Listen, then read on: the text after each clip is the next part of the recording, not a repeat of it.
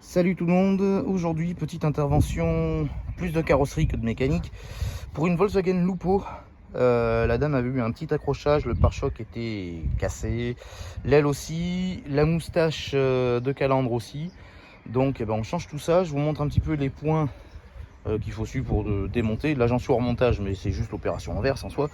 Donc pour démonter on défait la jupe du passage de roue, donc il y a Vistorx à défaire.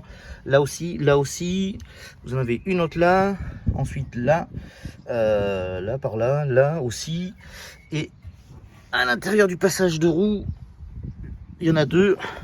Je sais pas si on voit, il y en a une par là normalement, et l'autre à peu près par là.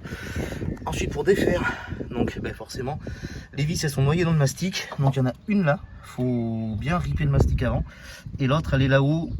Après un coup de cutter le long partout pour désolidariser. Sur le pied d'aile, pareil, il y a deux vis à défaire.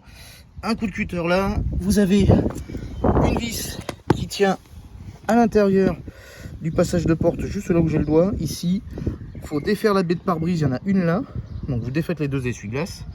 Vous enlevez la protection de baie de pare-brise. La vis est accessible. Elle vient très mal, mais c'est accessible. Ensuite, vous avez une, deux, trois, quatre vis torques. Il y en a une autre qui est, alors c'est pas du torque, c'est du tête hexagonale de 10, je sais pas si ça va faire une mise au point juste là. Et ensuite à l'intérieur vous en avez deux, on les voit pas là, mais juste là sur le pied du truc de l'aile en torx également. Ensuite sur le pare-choc vous en avez une là, une autre là, bah, pareil dans le passage de roue de l'autre côté. Hop là, elles sont là, il en manque une d'ailleurs encore.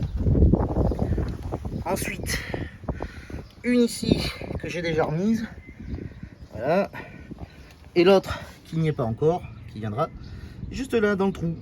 Et après, ça vient tout seul. La moustache, donc vous avez une vis là, une vis là.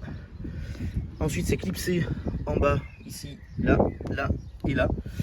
Donc il y a juste à la défaire, à la faire suivre.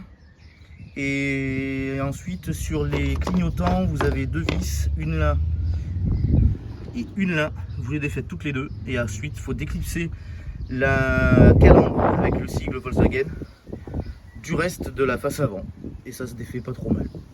Et après les connectiques et on est bon.